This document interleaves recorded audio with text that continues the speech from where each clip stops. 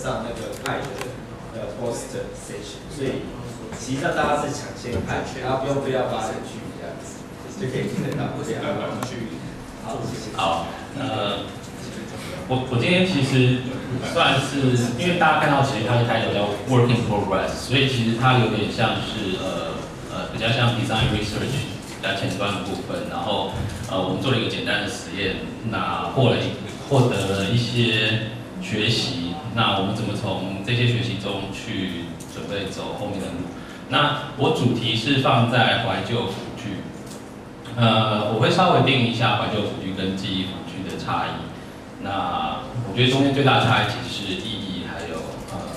本身人参与的程度。好，那开始之前我想今天讲一个故事，就是有一天晚上我在跟我们家人吃饭的时候，那就是我妈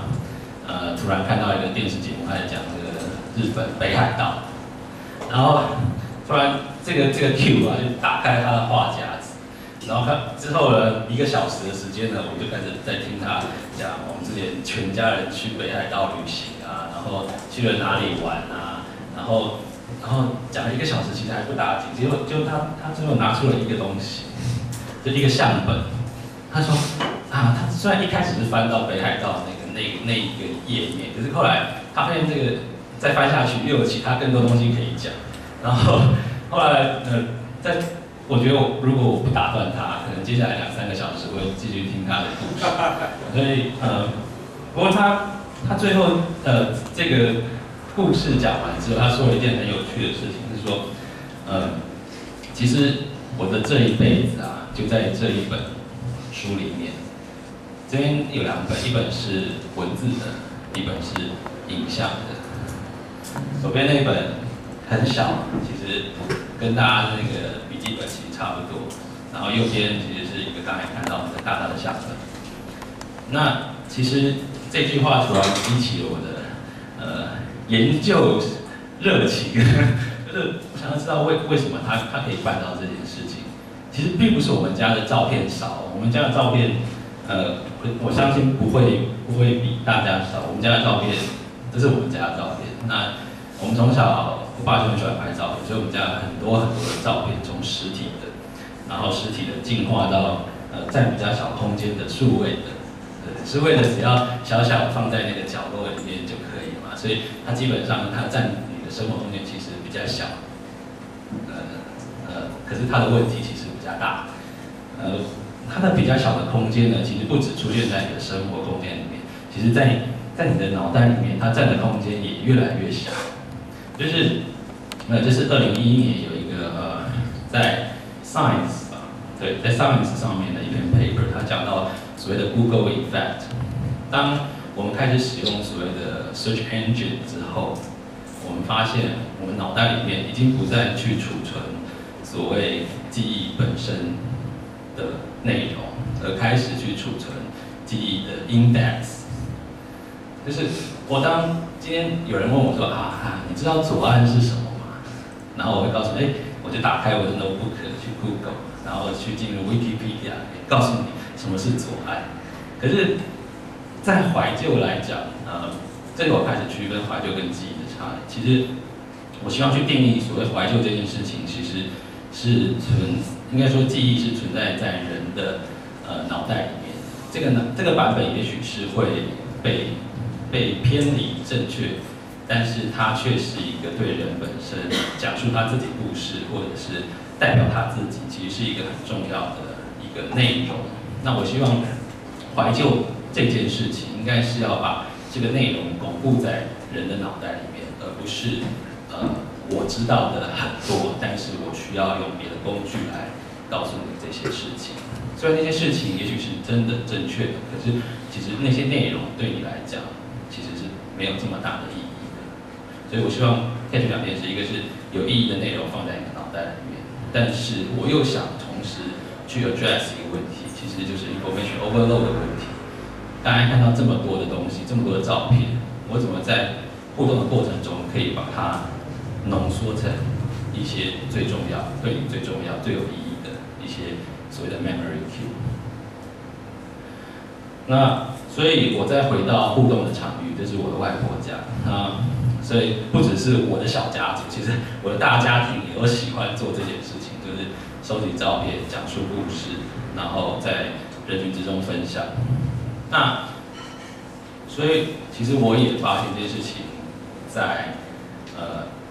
整个所谓怀旧这件事情上面，其实是一个很有意思的场域。这个场域可以做一些介入，所以呢，我就丢了一个东西进去。就接下来我要跟大家讲，就是我们一个简单的设计。我给它取了一个名字叫做 Reminiscence Board。那大家如果听过怀旧，怀旧就是 Reminiscence， 那 Reminiscence 有点像它的相对词，它的意思就是遗忘的过程。所以我有点 critical 吧，所以我把那个其实。虽然你们想记住事情，但我觉得我可以透过一个相反的过程或者相反的呈现，来达到同样的事情，或达到所谓的意义这件事情。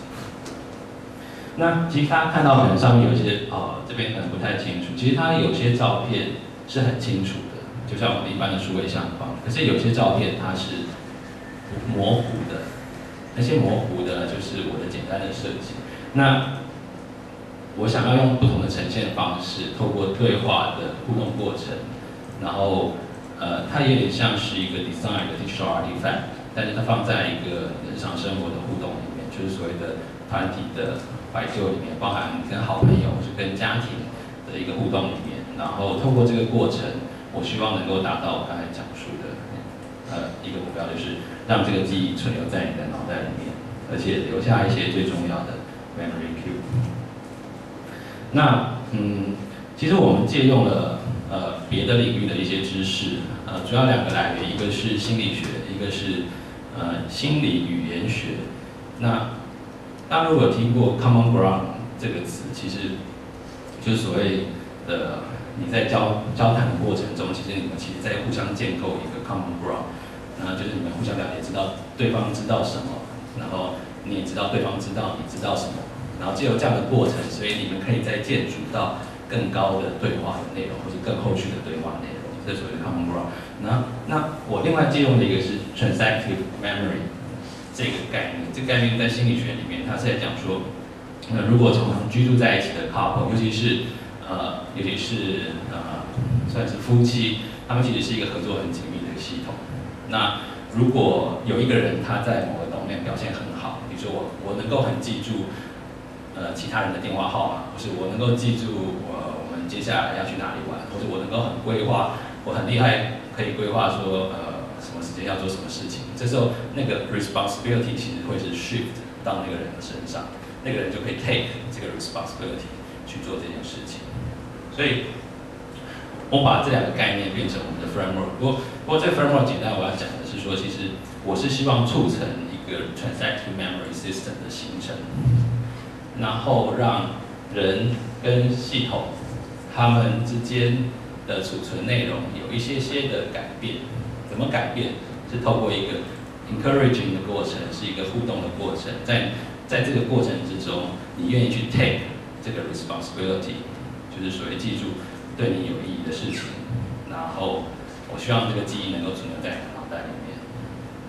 但是系统同时也知道。它有一个目录，知道说哪些的回忆是对你重要的，哪些的 memory cue 是对你重要的，它可以获得这样的讯息。好，那如果有时间，我再介绍这样子 framework。我的重点是我们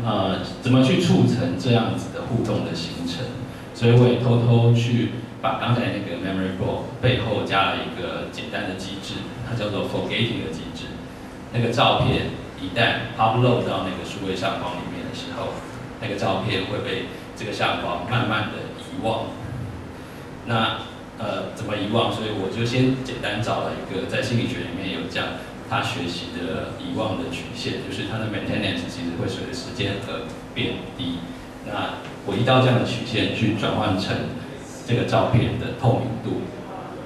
所以。你可以有意识的察觉，使用者可以有意识的察觉这张照片，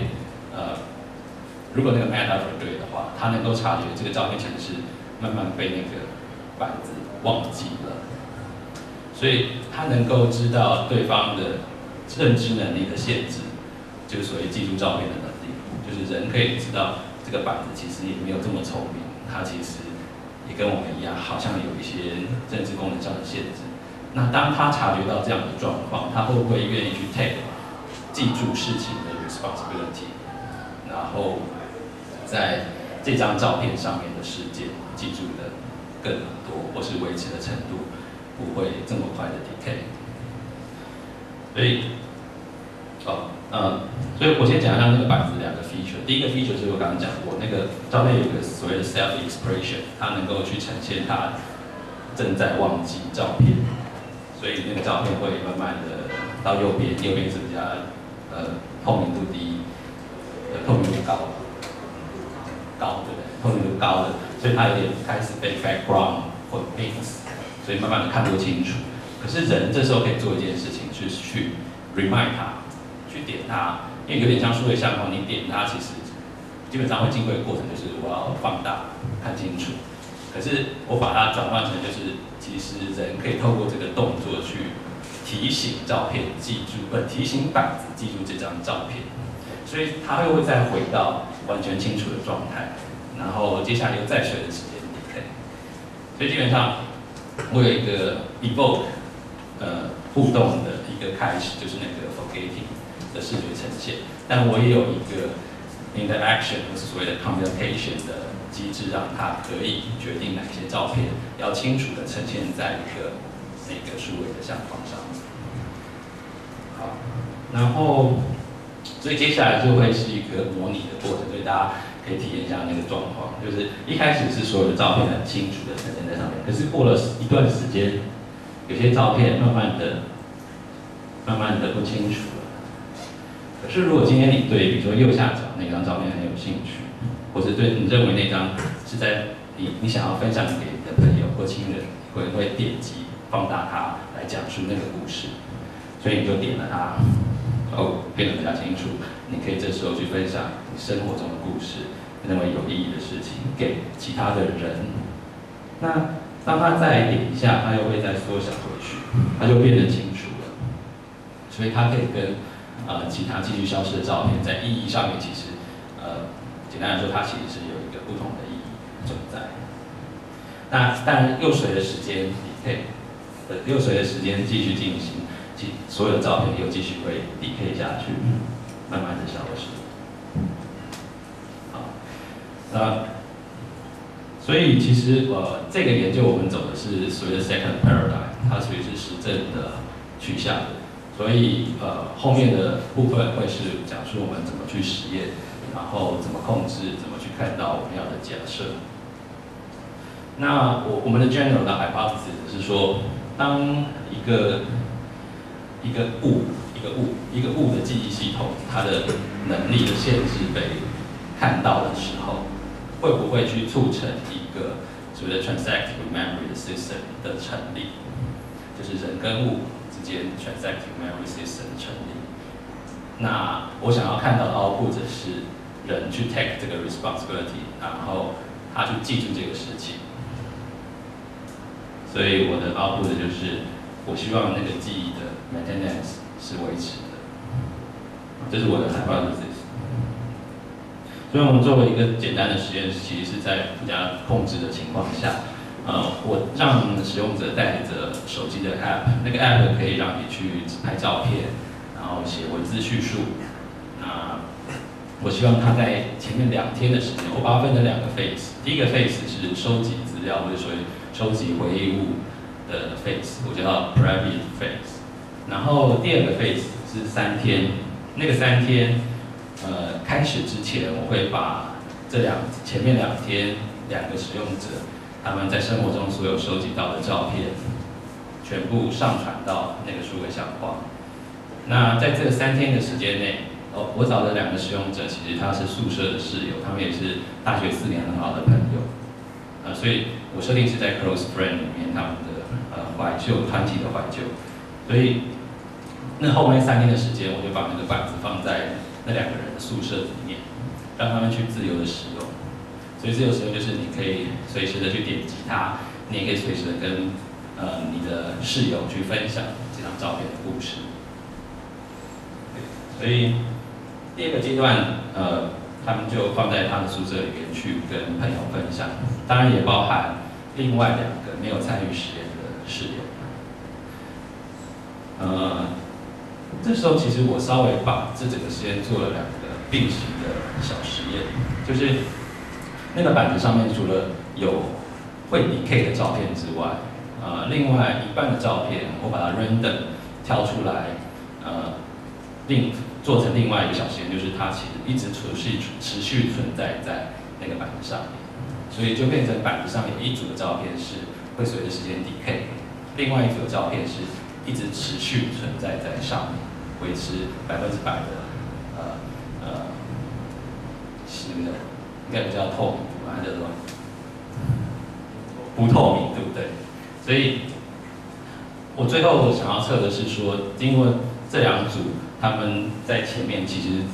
两天的时候有收集一个所谓的事件的叙述，然后我在这个3天的使用之后，我做了一个 memory 的 test， 请他们去再重写一次这个事件的故事。那我们做了一些比较量化的方式，把那个写下来的故事做一些 coding， 所以算了一些分数，然后去比较说后面那个写下来的分数跟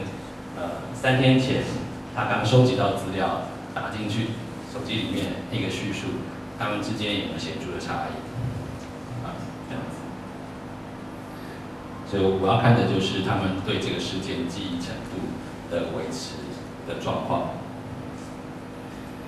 那因为刚刚我讲我有看2组的小实验嘛，所以第一组就是我想要看，其实就是我的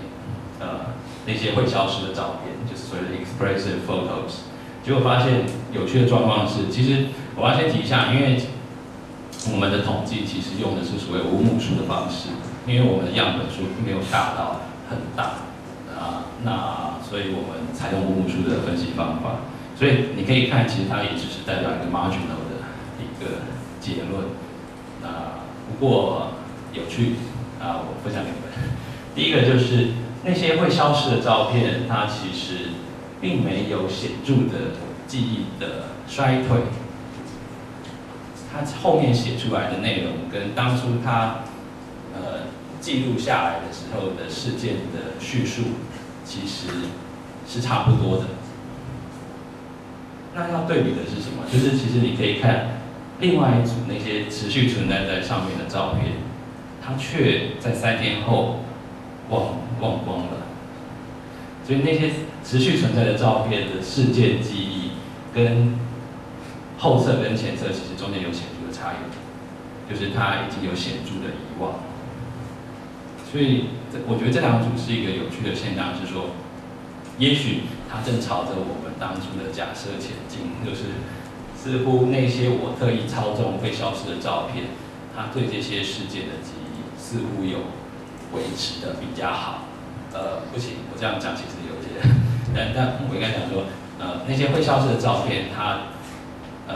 维持的程度，跟当初他记住的时候是差不多的。但是传统那些持续存在的照片，它却会随着 memory 的 decay 就真的 decay 了。那当然你会觉得说，其实我们小小的操控，其实对他的动作其实一定有很大的影响。没错，他那些会消失的照片，他真的就看的比较多，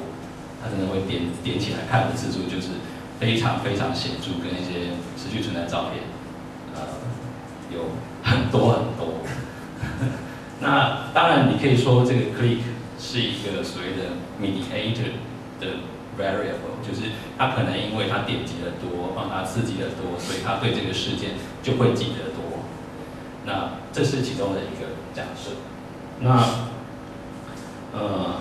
好，那另外一个有趣的事情其实是当初我们请他记录下来的时候，我们请他写那个事件的描述，对不对？其实有些事件其实他会写得很丰富，可是有些事件就是简单的几个字就讲完了。所以基本上这个事件的丰富性，这事件描述的丰富性，其实在每个事件上面是不一样的。那我们也看到一个有趣的相关是说，当这个事件的丰富性越高，它越会点出来看。它是一个正相关，就是当这个丰富性越高，它会越点来看。所以，如果你把这两件事情结合在一起，你会发现说，其实我能够把，不过它起到有很强的交互作用，但我们还没有去探讨，就是说，当这件事情其实我们讲是，当它越丰富的时候，对它的意义越多，它就会越去点它，越去点它就调到我们一开始觉得还有就是说。你越去点它，也许那个 memory system transactive memory system 搞不好就会形成了，你会越去不自觉的去反而把这件事情记得更深刻。所以，我们似乎感觉有把我们想要做的那两件事情串起来，就是我能够从互动里面看到哪些照片对他比较有意义，另外是我能够让他去记住那些对他有意义照片的事件，这两个事情。OK， 所以到这边先做个小小的结束是，我觉得我们似乎在朝对的方向前进，但我们没有办法下很深刻的结论。其实中间有很大的因素，那不过我等一下后面再讨论。所以目前小小的结论是说，就从刚才我们所引用的两个理论，就是一个是 transactive memory， 一个是所谓的 common ground。所以我们的 implication 也是，如果今天你想要设计一个以辅助怀旧为主的辅具的时候，我们希望你能够去 evoke 那个人去有趣的使用它。那这个有趣的使用，其实我们希望是带一点理解跟同情的，不同理的，就是我们其实在那个 transactive memory system 成立的时候，其实它也是前期透过一个互相理解的阶段。我能够理解这个设计物它的极限或者限制或者能力的状态，然后我在这个过程中，我主动去 take responsibility 去记住这件事情，去完成这件事情。所以我希望这个 evoke 是能够激起你的同意。另外是，我希望这个 communication 是可以被看到，或者是实体化，或是被操控。因为唯有你们能够共同理解现在的 common ground 是什么，你们才可以进去下面的沟通，或者是对话，或者是互动。所以，那我们透过的是一个视觉化的呈现方式，然后你可以在上面去 argue 你认为有意义的事情，持续呈现在一个想要秀给别人看的板子上面。所以我希望那个沟通是能够被实体化看见，能够去在上面完成你们的对话。那另外第三个其实是比较跟我们后面有做一个访谈，但我们发现了一些现象，就是这个东西其实我刚提到我们走的是实证的取径，但是你也发现我控制了很多事情，控制了他该什么时候收集照片，我控制了他该什么时候玩那个东西，然后我控制了谁可以玩它，谁不能玩它。那可是其实这个东西是生活在他的宿舍里面，他要跟他一起生活，他的作息其实会随着他，必须去随着他改变。我们就发现一些有趣的，使用着自己的adoption，把它放在他的生活中，他要稍稍做一些稍微的改变，比如说他要睡觉的时候，因为我们设定是24小时啊，所以当那个晚上的时候，那个东西是很恐怖的，就是它是一个可以打扰你睡眠的东西，所以发现使用者他会去，一个是点击比较暗的照片，让它变得比较暗，甚至他可能找个东西把它盖起来，他不要看，真的。那另外是他互动的时间，其实人是生活在那个，我们是挑选一个 situated 的 display， 所以它基本上它是属于那个空间，它不是属于人的。那人在里面就会来来去去，会做不同的事情。那他们早上起来，也许太忙了，没有时间理他，或是那个短暂的 attention 是很短暂，他可能就随便点看看。可是晚上的时间，吃饭的时间，坐下来慢慢看，他可能同学有回来了。这时候的互动可能是比较长时间的，也许一张照片可以看个5分钟，讲一个故事讲个10分钟，所以我相信这个在意义上面都有不同，甚至你要考虑到哪些照片是能够比较引起他注意力，也许不一定是特别对他有意义，你要怎么知道？所以也许我们必须采用一些比较直性的方式去了解，我们透过一些访谈去了解他在那个现场他到底做了些什么事情，他重视的是哪些东西，他讨厌哪些东西，他对哪些事情有不同的想法，有不同的感受。所以这个是好，对。那我们的 Working Progress 到目前有一个小小的结束。那如果你对这个研究有兴趣，可以在 Facebook 上面找到我，也可以在 email 找到我。然后希望这个故事会继续下去。好，谢谢。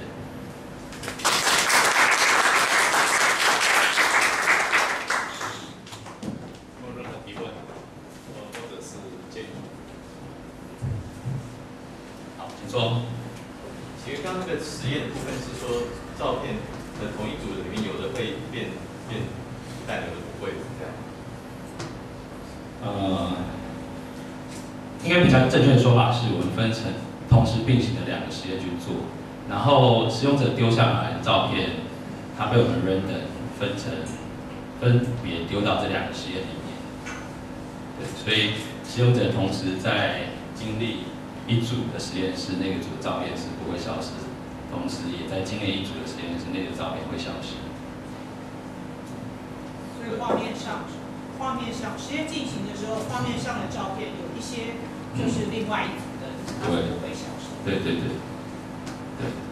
他们是没有重复的。因为当这个感觉好像是系统会提示我，因为人比较容易注意到变化。对。所以就是说，你提示我那些我本来不应该去记得或是不重要的事情。然后我不断去 rehearse 之后，就反而变它的印象会比我该记得的还要深刻。对。这就是其中我们讲说，点击的次数可能是一个很重要的，所谓的也是中介的变数。其实它是因为被我们提醒要去点多一点，所以它才会记住那个点多一点的事情。所以后面我想讲就是另外一个相关性，其实我觉得可以去讨论的是，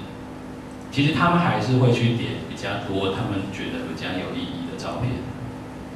因为其实那个叙述的丰富性还是跟它点击的次数也有一个正相关。所以基本上，所以点击的次数，还有记忆的维持能力，甚至照片是不是会消失，其实他们之间有一些很复杂的交互作用。但我这个研究还没有去理解它。对，所以有一个可能就是我真的提醒他，可是我们也发现不只是我们提醒他，他本身也会有不同的取径或不同的偏好跟选择。对，就是这边可以考虑说，就是说让使用者可以有一些权利去操纵，比如他在画面上放的位置，或者是让他们自己去整理。因为像日本学者他们有做一些，就是像我在家里都是这样，每一叠被都丢在那边，我们最常看的、最常见就在上面，然后就掉下去。然后有一天我们突然需要一个，我们就把它抽出来，然后再回到上面，那慢慢自然而然就形成了记忆的一个层次，这样。所以就说也许可以加上这部分，就比我们系统有点像是去变成反而是故意提醒他说你这个在最下面你要抽出来看，有点像这个味道，就反而会影响了整个他真正记忆的表现出来这个形式，这样。所以你可以谢谢参考一下，谢谢。Hello， 谢谢很有趣的部分。那个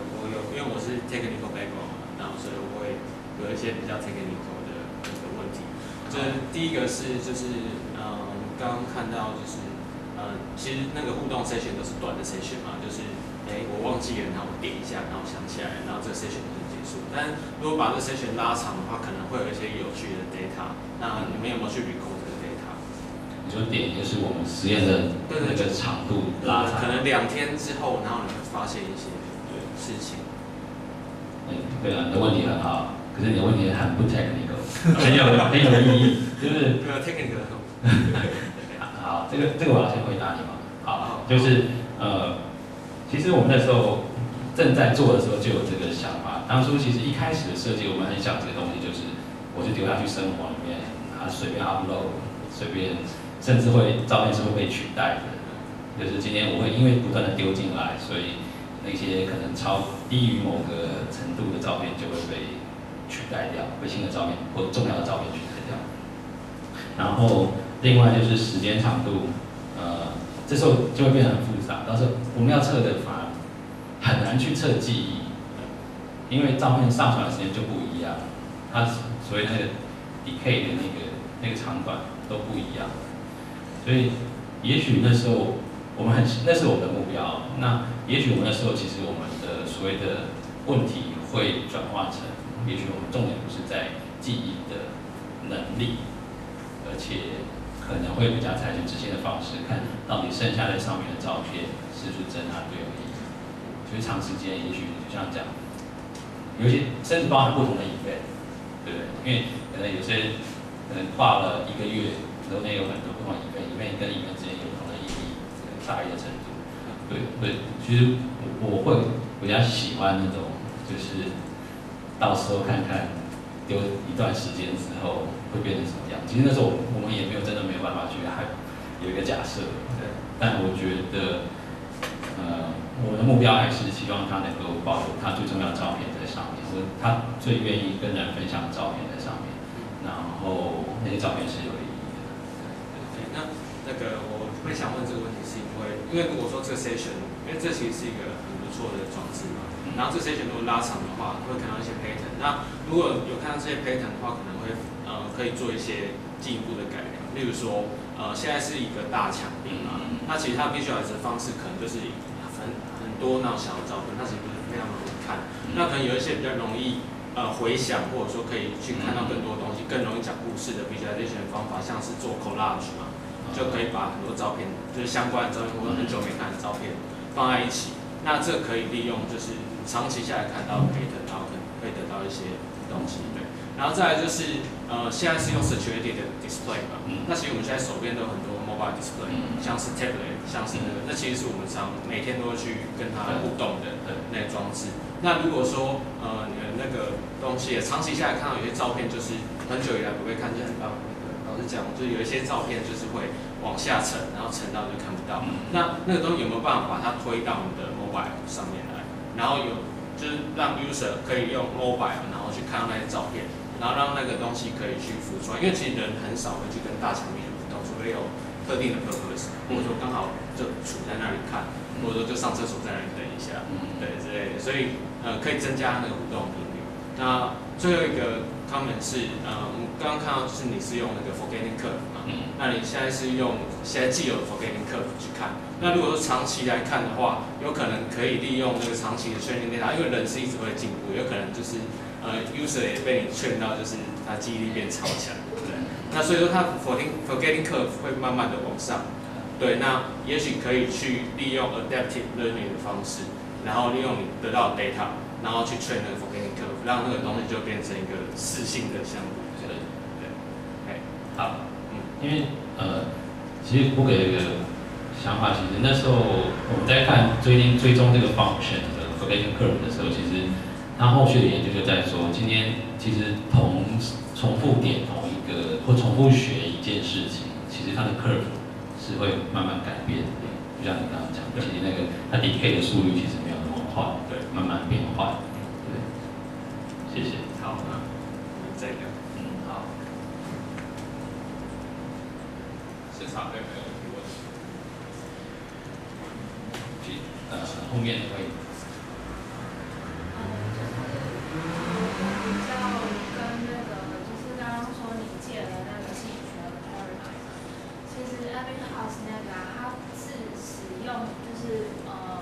就是一些词汇，然后那些词汇彼此并没有关系。对。然后它是一个，就是他在研究短期记忆，然后所以我在想说，那在这一个你的研究里面，你是就是说是属于怀旧的记忆的话，其实那个怀旧的记忆对人们来说，它并不是忘记，它只是就是其实它的曲线到最后它并不会归零，它还是会记得，就是它可能要一些 cue。那所以说，我想讲的就是说，这个就是这两个其实是不同的 memory system。然后还有就是说，你今天要就是怀旧的记忆，就是我觉得你想要，我不知道我这样讲对不对，但是我试着理解你想要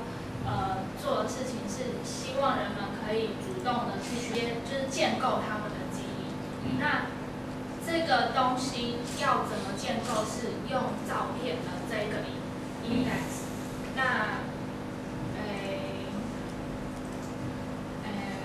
怎么说呢？等一下，所以就是我就是想讲说，可能就是就是借他们 paradigm 到你的这个就是研究里面，好像有一些要考量的地方。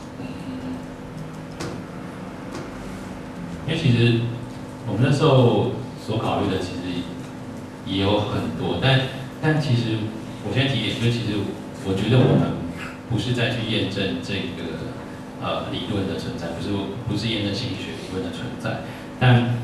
你提到一个很好的点是说，当我们在转化这些别的领域的理论的时候，其实我们应该都还要去维持那条我们当初所以会转化过来的那条线。就今天如果说两个 memory system 可能在这个系统里面是不一样的，或者说其实也许可能根本就不存在的。那我觉得这是我们必须考虑的是，我们这个理论是不是还可行？对，但